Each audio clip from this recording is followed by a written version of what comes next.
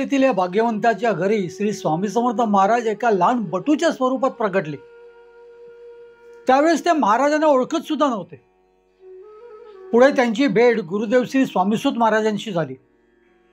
स्वामीसूत महाराजांनी प्रत्यक्ष श्री स्वामी समर्थ महाराजांची कुंडली त्यांच्याकडून करून घेतली आणि ही कुंडली तुम्ही स्वतः महाराजांकडे अक्कलकोटला जाऊन तुम्ही स्वहस्ते त्यांना अर्पण करा असं त्यांना सांगितलं। महाराजांनी त्या कुंडलीवरती शिक्कामोर्तब केलं आणि एवढंच नाही तर कायमस्वरूपी त्यांच्या हातावरती राहील असा त्यांना प्रसाद सुद्धा दिला। आज आपण या भाग्यवंताबद्दल बोलणार आहोत। महाराजांनी त्यांच्यावर केलेल्या कृपेचं आज आपण स्मरण करणार आहोत।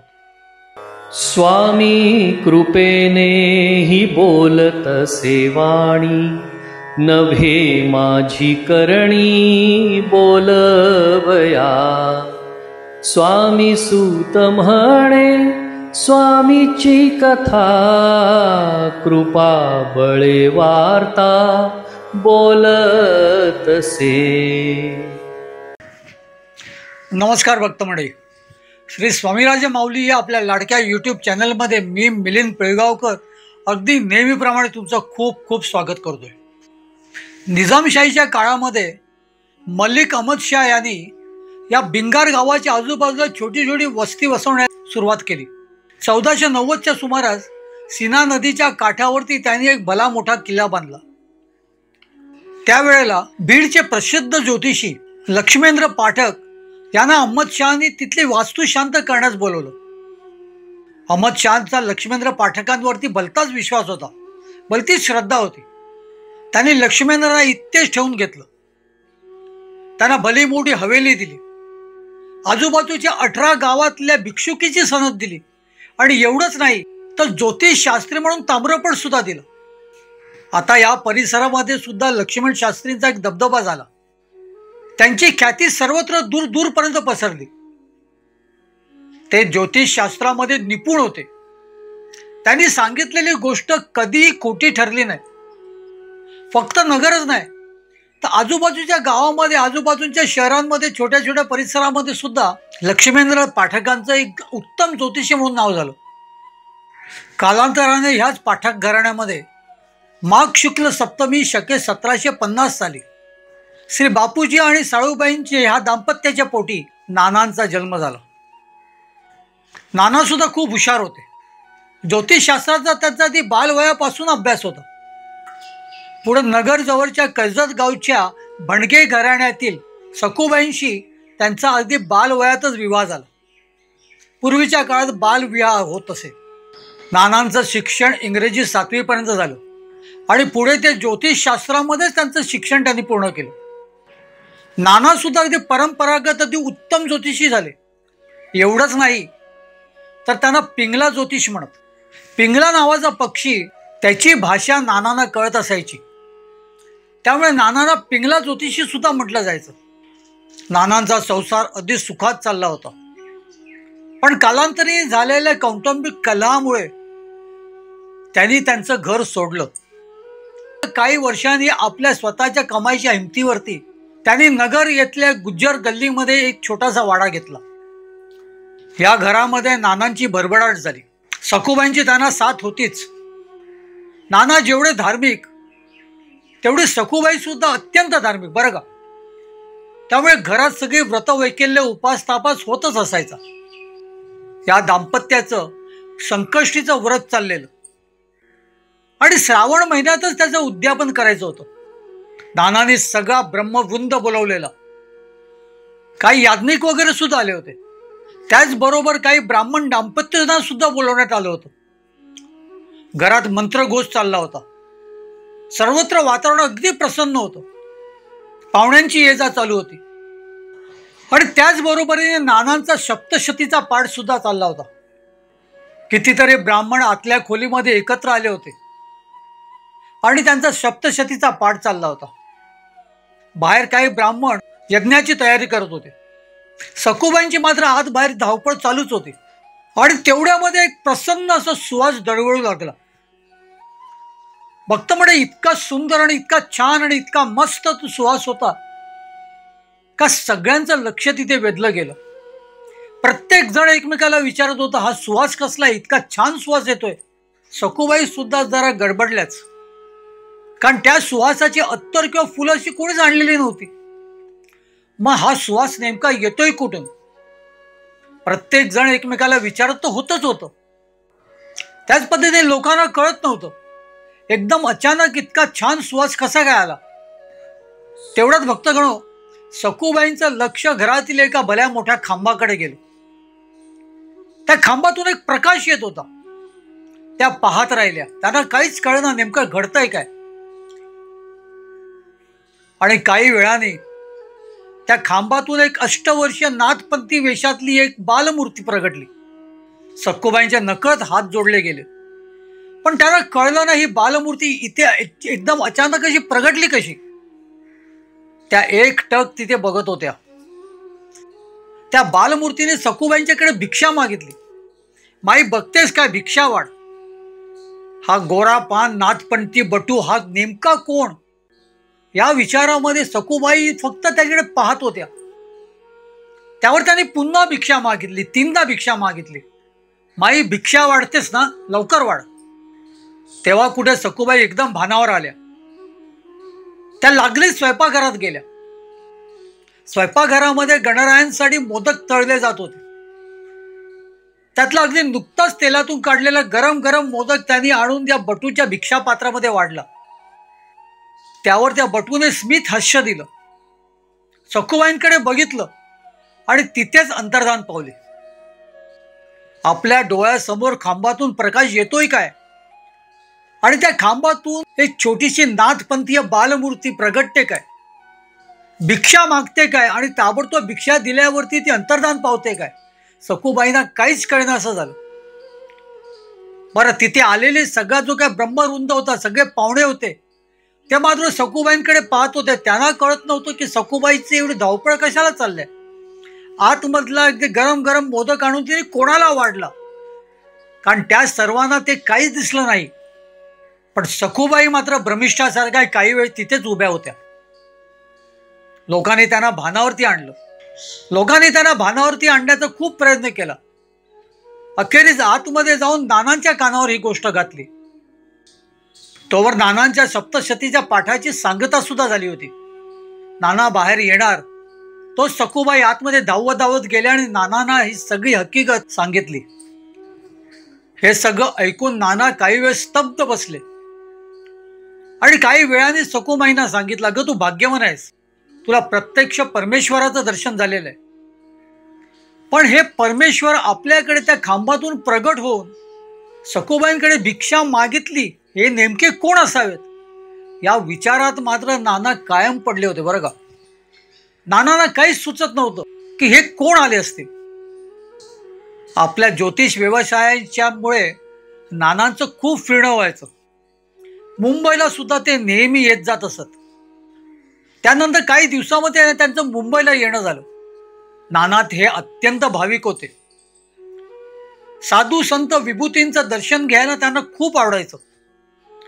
या खेपेस ते मुंबईला आले तेव्हा त्यांना कोणीतरी सांगितलं की मुंबईत एक बैरागी आहे, पूर्वाश्रमाचा अगदी संपन्न होते ते.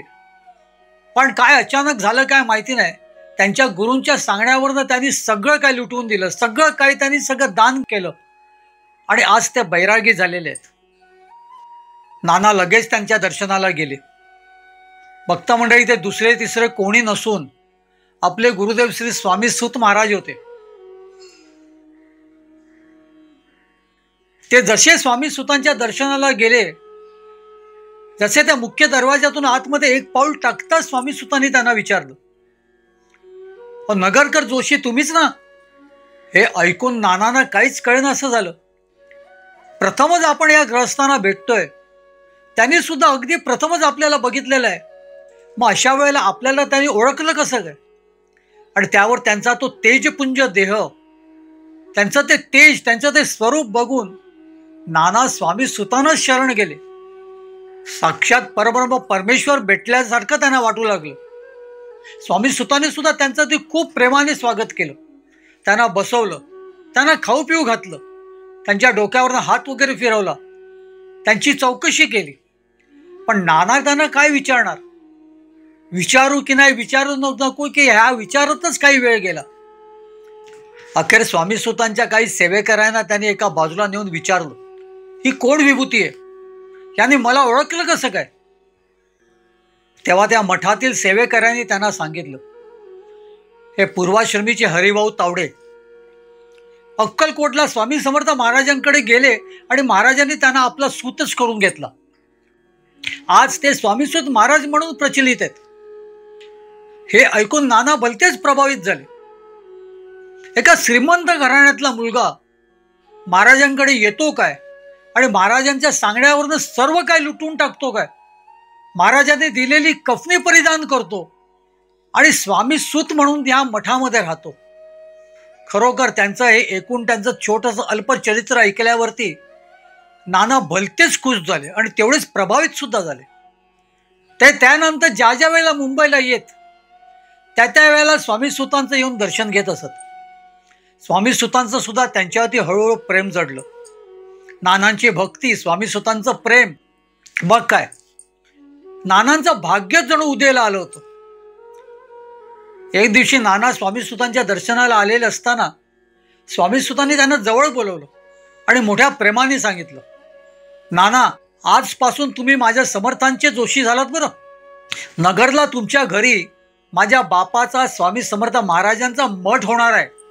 गुरुदेव श्री स्वामीसूत महाराजांचे हे बोल ऐकून त्यांना एवढा आनंद झाला की घळाघळा आनंद अश्रू वाहू लागले. त्यांनी लागले स्वामीसूत महाराजांच्या चरणावरती आपलं मस्तक ठेवलं. स्वामीसूत महाराज सुद्धा त्या दिवशी अगदी भलतेच प्रसन्न होते. त्यांनी नानांच्या डोक्यावर हात फिरवला. काही दिवसाने गुरुदेव श्री स्वामीसूत महाराजांचा निरोप घेऊन ते पुन्हा आपल्या गावी नगरला गेले आणि पुढील खेपेस आलेले असताना स्वामी सुतांनी त्यांना प्रत्यक्ष परब्रह्मश्री स्वामी समर्थ महाराजांची कुंडली मांडायला सांगितली. नाना, तुम्ही ज्योतिषी आहात, मग माझ्या बापाची कुंडली मांडा. नाना हे ऐकून अचंबित झाले. आपले गुरुदेव श्री स्वामीसूत महाराजांच्याच गुरुची किंवा त्यांच्या बापाची कुंडली मी कसा काय मांडू. त्यावर स्वामीसूतांनी त्यांना सर्व तपशील दिला. स्वामी महाराजांची प्रगट लीला स्वामीसूतांना उमगलेलीच, त्यामुळे वार, तिथी, त्याच्यानंतर नक्षत्र, शके वगैरे सगळं काय तपशील स्वामीसूतांनी नानांना दिला. नानांनी लागेच हिशोब मांडायला सुरुवात केली. प्रत्यक्ष परब्रह्मश्री स्वामी समर्थ महाराजांची त्यांनी कुंडली मांडली. ती कुंडली त्यांनी स्वामीसूत महाराजांना दाखवली. त्यावर स्वामीसूत महाराज त्यांना म्हणाले, अहो तुम्ही स्वतःच जा आणि माझ्या बापाच्या चरणी ती अर्पण करा. स्वामीसूतांनी नानांना अक्कलकोटला पाठवलं. नाना अक्कलकोटात गेले. स्वामी समर्थ महाराजांच्या बद्दल भरपूर चौकशी केली. स्वामी समर्थ महाराज त्या दिवशी संध्याकाळी शेखनूर बाबांच्या दर्ग्यावर आले. तेव्हा दत्तम भटांनी त्यांना तेथील शेखनूर बाबांच्या दर्ग्यावर नेलं. स्वामी महाराजांचं दर्शन नानांना घडलं. तो क्षण काय असेल याची कल्पना न केलेलीच बरी. प्रत्यक्ष परब्रह्म परमेश्वरचे स्वामी समर्थ महाराज त्यांच्या समोर हे असे उभे होते आणि नानांनी त्यांचं दर्शन घेतलं. आधी स्वामी सुतांचं दर्शन, ते सुद्धा एक परमेश्वराचं स्वरूप, आणि त्यावर त्यांच्या बापाचं दर्शन, स्वामी महाराजांचं दर्शन. आणि स्वामी महाराजांचं दर्शन म्हणजे प्रत्यक्ष सूर्यनारायणाचं दर्शन जणू. स्वामी महाराजांचं ते तेज, स्वामी महाराजांचं ते स्वरूप, तो अगडबंब दैवी देह, हे पाहून नाना अगदी भारावून गेले. थोड्या वेळाने भानावर आले. भानावर आल्यावरती त्यांना असं आठवण झाली, आपण त्या महाराजांना कुंडली देण्यासाठी आलेलो आहे. त्यांची कुंडली गुरुदेव श्री स्वामीसूत महाराजांनी आपल्याकडून करून घेतलेली आहे. त्याने महाराजांना नमस्कार केला आणि बरोबर आणलेली कुंडली त्यांनी स्वामी महाराजांच्या चरणी अर्पण केली. महाराज अंतर्ज्ञानी होते. महाराजांना माहिती होते काय नेमकं ते. महाराजांनी लागलेच ती उचलली आणि तिथे बसलेले असल्या त्या छोट्याच्या टेकडीच्या वरच्या माळ्यावरती ती भिरकावून दिली. नाना बघतच राहिले. मी कुंडली अर्पण केलेली आहे आणि स्वामी महाराजांनी ती वरती भिरकावून दिली. नाना एकटक महाराजांकडे पाहत राहिले. त्यावर महाराज त्यांच्याकडे पाहत म्हणाले, अरे देखता क्या है, जाओ नौबत बजाओ. तिथे भला मोठा नगारा होता. स्वामी महाराजांच्या आज्ञेनुसार ते लगेच तिथे गेले आणि जोर जोराने तो नगारा बडवायला सुरुवात केली. जसं ते नगारा बडवत होते तसं तिथलं वातावरण पूर्णतः प्रसन्न होत चाललेलं. महाराजांचा जय जयकार सुरू झाला. स्वामी महाराजांचे सर्व सेवेकरी आलेले तिथे सर्व भक्त मंडळी मोठ्या स्वरामध्ये स्वामी महाराजांच्या जय जयकार करू लागले. एका बाजूला तो नगारा नाना वाजवत होते आणि इथे स्वामी महाराजांच्या सान्निध्यात असलेली सर्व मंडळी स्वामी महाराजांच्या जयघोषामध्ये मग्न झाली होती. हे सर्व पाहून स्वामी महाराज जोरजोराने हसू लागले. जोरजोराने हसू लागले आणि नानांना पुन्हा जवळ बोलवलं. नाना महाराजांपाशी आले. नानांना हात पुढे करायला सांगितला महाराजांनी आणि त्या हातावरती अशी जोरात चापटी मारली, अशी जोरामध्ये टाळी दिली का नानांच्या उजव्या हातावरती स्वामी महाराजांनी आत्मलिंग दिलं. के तुझ्या हातावरती आत्मलिंग दक्षिणा देतो तुला मी, असं सांगून स्वामी महाराजांनी त्या नानांच्या हातावरची टाळी दिली होती. नाना पाहतात तो काय, हातावरती अक्षरशः हातावरतीच ते उमटलेलं. स्वामी महाराजांचा हा आत्मलिंग प्रसाद नानांच्या हातावरती कायम होता बरं का. कधी कधी ते आले गेलेल्यांना तो प्रसाद दाखवत असत. त्यानंतर काही वेळाने स्वामी महाराजांनी ती फेकलेली कुंडली मागवली आणि सर्वांना ती पाहताच इतकं मोठं आश्चर्य झालं. कारण ती कुंडली जणू काही कोणीतरी पुजावी असं त्याच्यावरती हळद कुंकू अक्षदा चंदन वगैरे फुलं वगैरे सगळे वाहिली होती. स्वामी महाराज मात्र नुसतेच हसत होते. पण नानांना हे सगळं पाहून खूप आनंद झाला. गुरुदेव श्री स्वामीसुत महाराजांनी महाराजांची करून घेतलेली कुंडली त्यावरती महाराजांचं जणू हे शिक्कामोर्तबच होतं. महाराजांनी ती कुंडली मान्य केली जणू काय आणि म्हणूनच त्याच्यावरती सगळी पूजा झाली होती. माळावर फेकलेली असताना त्याची पूजा कोणी केली हे विचारायचा माना नव्हता बरं का. स्वामी महाराजांना कोणीही प्रश्न विचारू शकत नसायचं. पण एकूण सगळी परिस्थिती पाहता स्वामी समर्थ महाराजांनी नानांनी केलेल्या कुंडलीवरती शिक्कामोर्तब केलं हे मात्र नक्की. काही दिवस नाना तिथेच राहिले. स्वामी समर्थ महाराजांची सेवा जेवढी करू शकत होते तेवढी केली. त्यांना महाराजांचं काही दिवस सानिध्य लाभलं होतं. नंतर एके दिवशी महाराजांनी त्यांना निरोप दिला. ते आपल्या घरी नगरला न जाता ते सरळ इथे स्वामीसुत महाराजांकडे आले. अक्कलकोटला नानांबरोबर काय घडलं हे स्वामीसुतांना माहिती होतं. ते सुद्धा अंतर्ज्ञानीच होते. त्यामुळे जसं ते त्यांना सांगायला गेले तसं गुरुदेवशी स्वामीसुत महाराजांनीच त्यांना सांगायला सुरुवात केली. नानाने त्यांच्या चरणी पुन्हा मस्तक ठेवलं. जणू मनोमनी ते हेच म्हणत होते की गुरु मिळावा तर असा ज्याने आपल्याला साक्षात परब्रह्माकडे पोचवलं, परमेश्वराकडे पोचवलं, त्याची सेवा करायची दिली आपल्याला.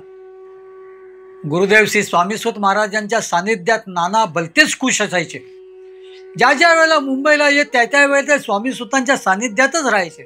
आणि एवढंच नाही तर कधी कधी ते आपली कामं सगळी बाजूला सारून स्वामीसुत महाराजांच्या सानिध्यात राहण्यासाठी यायचे. स्वामीसुत महाराजांची अवस्था वेगळीच होती. ते नेहमी स्वामी महाराजांच्या चेहऱ्याकडे पाहत काहीतरी पुटपुटत असायचे. नानाने एक दिवशी त्यांना कान देऊन ऐकलं तेव्हा नानांच्या लक्षात आलं की स्वामी महाराजांच्या बरोबर स्वामीसुत महाराज इथे मुंबईत राहून त्या तस्वीरीकडे पाहून ते संवाद साधत आहेत, त्यांना अभंग स्फुरत आहेत. हे जेव्हा नानांना कळलं तिथपासून नाना ते सगळे अभंग अगदी कान देऊन ऐकत असत आणि ऐकून ते एका वहीमध्ये टिपून ठेवत असत. पाहता पाहता या वहीमध्ये भरपूर अभंग नानांनीच टिपून ठेवले होते. नाना या वहीला हरिबाची चोपडी म्हणत. एकदा तर नानाच अक्कलकोटात स्वामी महाराजांच्या दर्शनास गेलेले असताना अगदी 1.5-2 महिन्यावरची दत्त जयंती सुद्धा करून आले. म्हणजे एवढे दिवस ते महाराजांच्या सानिध्यात राहिले.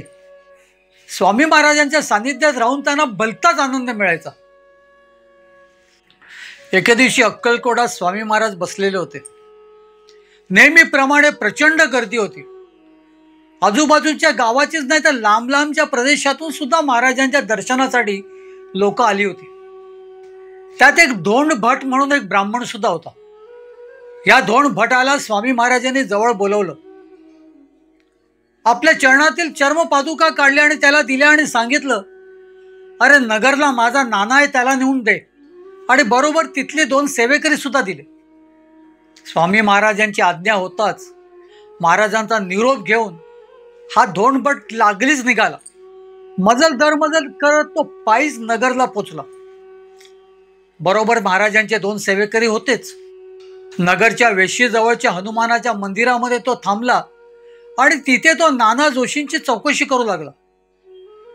त्यातील एकाने विचारलं की तुम्हाला त्यांच्याकडे जायचे, ते नेऊन सोडतो.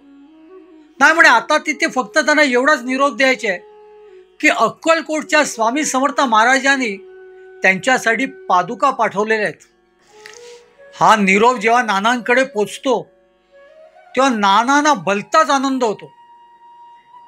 प्रत्यक्ष परब्रह्म परमेश्वर श्री स्वामी समर्थ महाराजांनी आठवणीने आपल्याला त्यांच्या पादुका पाठवणं, यापेक्षा जास्त ते भाग्य काय.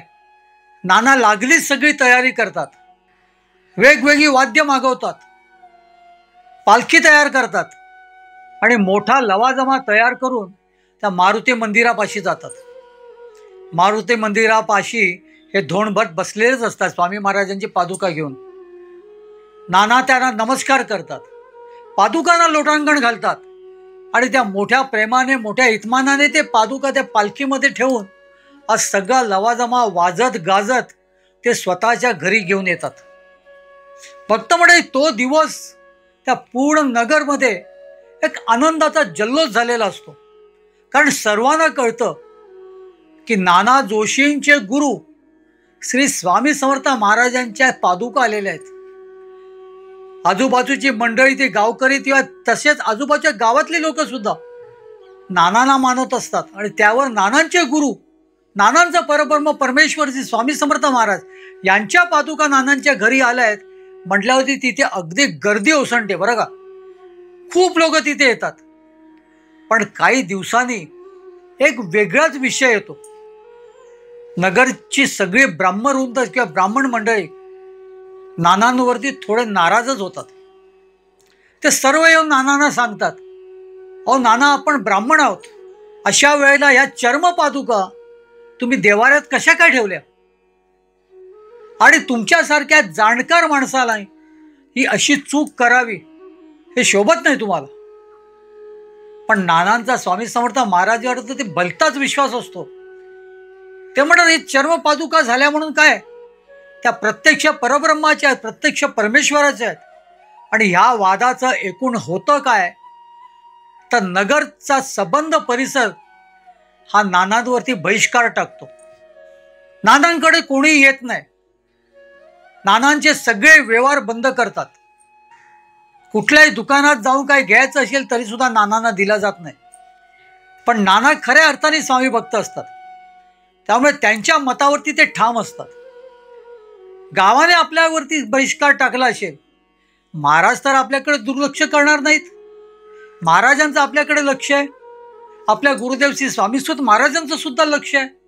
मग अशा वेळेला आपल्याला काही खबरण्याचं कारण नाही. ते सखूबाईला हेच सांगत असतात. सखूबाईंना सुद्धा आपल्या पतीवरती नानांवरती भलती श्रद्धा असते. सखूबाई सुद्धा नानांना सांगते, काही हरकत नाही, तुम्ही म्हणाल तसं. आपल्याकडे साक्षात परब्रह्माच्या पादुका आहेत, आपल्याला कोणाला घाबरायची गरज नाही. तोच परब्रह्म त्यांना आज ना उद्या सद्बुद्धी देईल. आणि भक्त मंडळी तसंच घडतं. नानांशिवाय या नगरच्या गावकऱ्यांचं अडतं बरं का. कारण प्रत्येक गोष्ट नानांना विचारूनच ते करत असतात. आता कोणाला विचारणार? नानांवरती जर बहिष्कार असा टाकला असेल आपण, तर नानांकडे जाता येत नाही. त्याला सर्व गावकरी मंडळी मोठ्या मोठ्या शास्त्री आणि ब्रह्मवृंदाकडे जातात. त्यांना सांगतात, काहीतरी वाट काढा, पण नानांवरती बहिष्कार नको. त्यामुळे आमची सगळीच कामं अडतायत. त्यामुळे नंतर मग नानांवरचा बहिष्कार उठवला जातो. अगदी पूर्वीसारखं नानांशी सगळे बोलू लागतात, नानांच्या घरी येतात. हे सगळं काय होत असतं, हा सगळा वृत्तांत गुरुदेव श्री स्वामीसुत महाराजांपर्यंत मुंबईला पोचतो बरं का. त्यावेळेला स्वामीसुत महाराज नानांकडे एक संगमरवरी पादुका पाठवतात. या पादुकांची पूजा कर आणि त्या चर्म पादुका मात्र बाहेर काढू नकोस. प्रत्यक्ष स्वामी समर्थ महाराजांनी दिलेल्या त्या चर्म पादुका नंतर मग खाली ठेवल्या जातात आणि त्याच्यावरती स्वामी सुताने दिलेल्या स्वामी पादुकांची स्थापना होते. तर त्या संगमरवरी पादुकांच्या खालीच आतमध्ये जमिनीमध्ये स्वामी समर्थ महाराजांच्या चर्म पादुकांची स्थापना केलेली आहे. त्याचं आपल्याला दर्शन मिळत नाही, पण त्या तिथे आहेत. पुढे काही दिवसांनी नाना तिथे स्वामी समर्थ महाराजांच्या मठाची स्थापना करतात. गुरुदेव श्री स्वामीसुत महाराजांनी त्यांना तसा आशीर्वाद दिलेलाच असतो. तुमच्या घरी स्वामी समर्थ महाराजांच्या मठाची स्थापना होणार असं स्वामीसुतांनी सांगितलेलं असतं. आणि त्यावेळेला स्वामीसुतांनी त्यांना आणखीन एक गोष्ट सांगितलेली असतं, नाना तुमचा पागोट जाऊन खांद्यावर झोळी येईल बरं का. आणि तसंच घडतं. महाराजांच्या पादुकांची स्थापना होते, घराचा मठ होतो. त्यावेळेला नाना पूर्णतः स्वामी भक्तीला स्वतःला अर्पण करतात. मध्ये मध्ये ते अक्कलकोटला जात असतात. मध्ये मध्ये गुरुदेव श्री स्वामी सुतांच्या दर्शनासाठी इथे मुंबईला येतात. पण आपल्या घरामध्ये स्वामी समर्थ महाराजांची सेवा ते कुठेही कमी पडत नाहीत. कालांतराने गर्भगृहामध्ये लक्ष्मी नारायणाची मूर्ती स्थापली जाते आणि नाना तिथे स्वतःची सेवा अर्पण करत होते. भक्तांकडे असेच दिवस जात असतात. मध्ये मध्ये स्वामी सुतांकडे येतात. स्वामी सुतांना जे जे अभंग नानांच्या उपस्थितीमध्ये स्फुरतात ते अभंग नानांनी स्वतः टिपून ठेवलेले आहेत. त्या हरिबांच्या चोपडीमध्ये टिपून ठेवलेले आहेत. त्या हरिबाच्या चोपडीचं आपण प्रकाशन सुद्धा केलेलं आहे. पुढे असा काही प्रसंग घडतो का स्वामीसुत महाराज अक्कलकोटातून निघून मुंबईला येतात आणि इथे मुंबईला आल्यावरती महाराजांच्या स्मरणामध्येच ते सदोदित राहू लागतात. महाराजांचे त्यांना अनेक निरोप येतात, पण ते अक्कलकोटात जात नाही. त्याच्यावरती एक आपण वेगळा व्हिडिओ केलेला आहे. अखेर श्रावण कृष्ण प्रतिपदा शके 1796 इसवी सन 1874 या दिवशी मुंबईला कांदिवलीच्या मठामध्ये स्वामीसुत महाराजांनी देह ठेवला. वर्तमाने सर्वत्र हाहाकार झाला.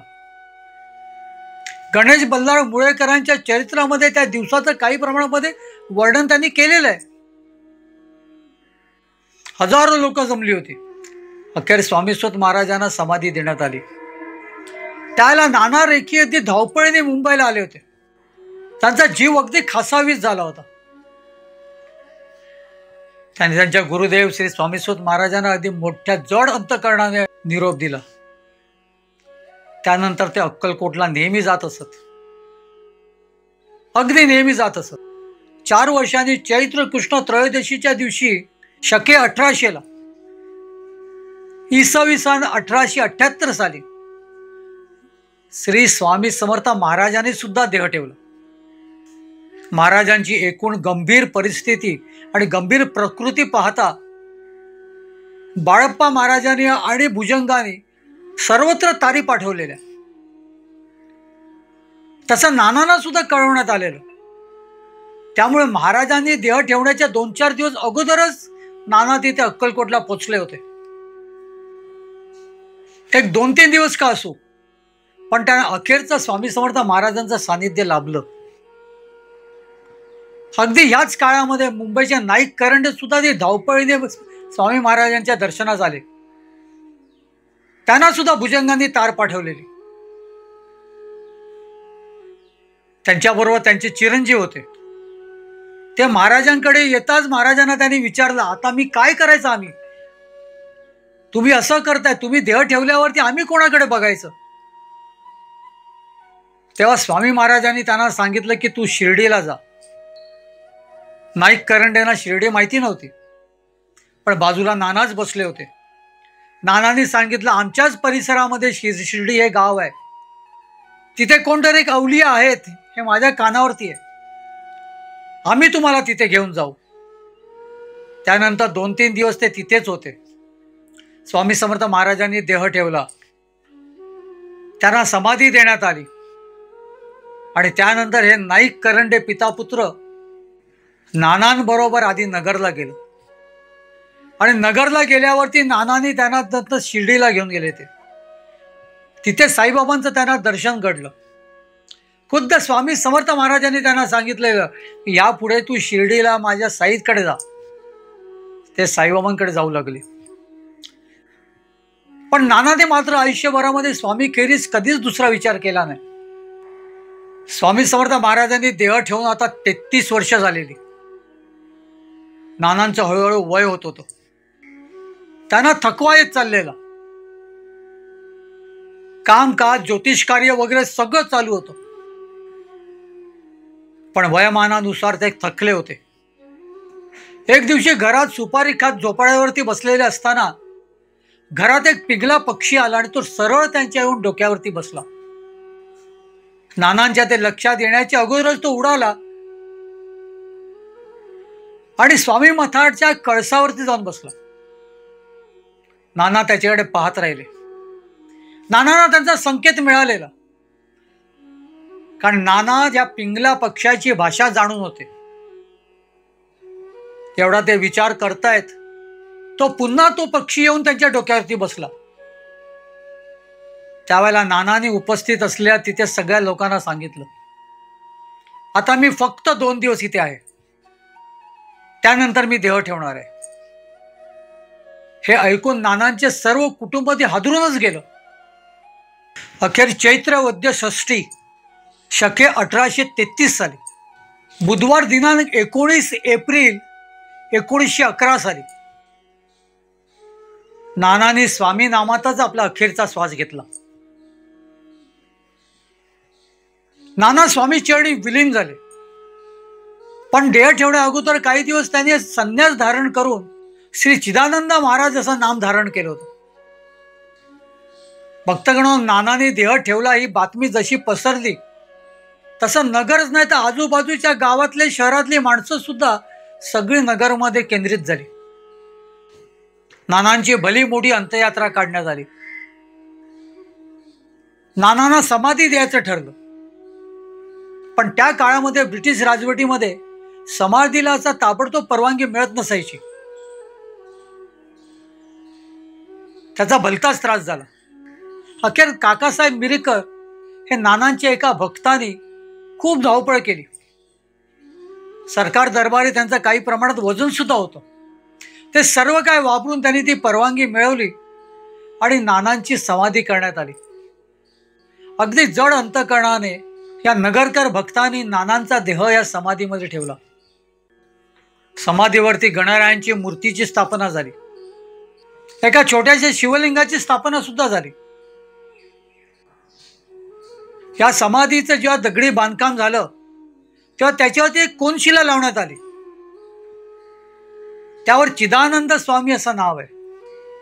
भक्त मंडळी, आज नानांचे वंशज दयानंद रेखी तसेच अजित रेखी व त्यांची मुलं हे येथील सगळी सेवा करत आहेत.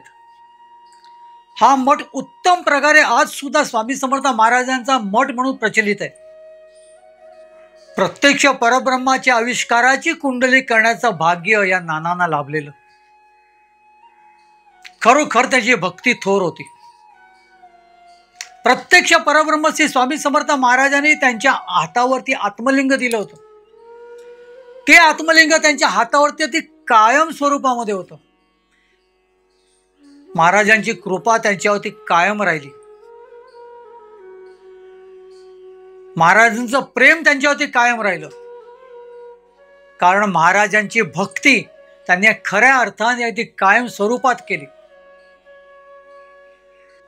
गुरुदेव श्री स्वामी सूत सुद्धा त्यांच्यावरती भलतेच खुश होते. भक्तगणो, नानाने आपला अखेरचा श्वास स्वामी नामातच घेतला. आपले गुरुदेव श्री स्वामीसूत महाराजांना स्मरूनच घेतला. आज सुद्धा श्री स्वामी समर्थ महाराजांची कुंडली करणारे श्री नाना रेखी हे सर्व स्वामी भक्तांना माहिती आहेत. त्यामुळे भक्तगणो, स्वामी समर्थ महाराजांचं स्मरण करूया. स्वामी समर्थ महाराजांनी एका छोट्याशा बटूच्या स्वरूपामध्ये या रेखी घरामध्ये दर्शन दिलेलं होतं. आणि त्यामुळे आज सुद्धा श्रावणातल्या संकष्टीच्या दिवशी स्वामी महाराजांची जयंती म्हणून तिथे साजरी केली जाते. स्वामी समर्थ महाराजांनी नानांवरती केलेल्या कृपेचं स्मरण करूया. गुरुदेव श्री स्वामी सूत महाराजांचं स्मरण करूया आणि म्हणूया श्री स्वामी समर्थ, श्री स्वामी समर्थ, श्री स्वामी समर्थ.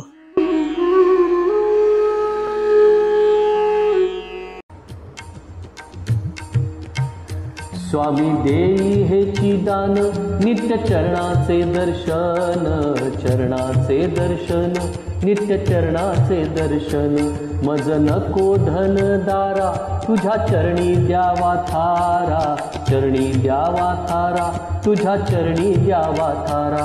मज ठेवावे भिकारी, सुखे करीन चाकरी, सुखे करीन चाकरी. तुझे नाम माझी जोड, मुखी राहो तेची गोड, राहो तेची गोड, मुखी राहो तेची गोड. स्वामी देई हेची दान, नित्य चरणाचे दर्शन, चरणाचे दर्शन, नित्य चरणाचे दर्शन. तुझ्या चरणी माझा माथा, ऐसे करी दीनानाथा, ऐसे करी दीनानाथा. तुझ्या नामी लागो छंद, मज द्यावे दासपद, द्यावे दासपद, मज द्यावे दासपद. स्वामी देई हेची दान, नित्य चरणाचे दर्शन, चरणांचे दर्शन, नित्य चरणांचे दर्शन. सुत मागे हेची दान, सुत मागे हेची दान. तुझ्या चरणी होऊलीन, तुझ्या चरणी होऊलीन. स्वामी देई हेची दान, नित्य चरणांचे दर्शन, चरणांचे दर्शन, नित्य चरणांचे दर्शन. मज नको धन दारा, तुझ्या चरणी द्यावा थारा, चरणी द्यावा थारा, तुझ्या चरणी द्यावा थारा. स्वामी देई हेची दान, नित्य चरणांचे दर्शन, चरणांचे दर्शन, नित्य चरणांचे दर्शन.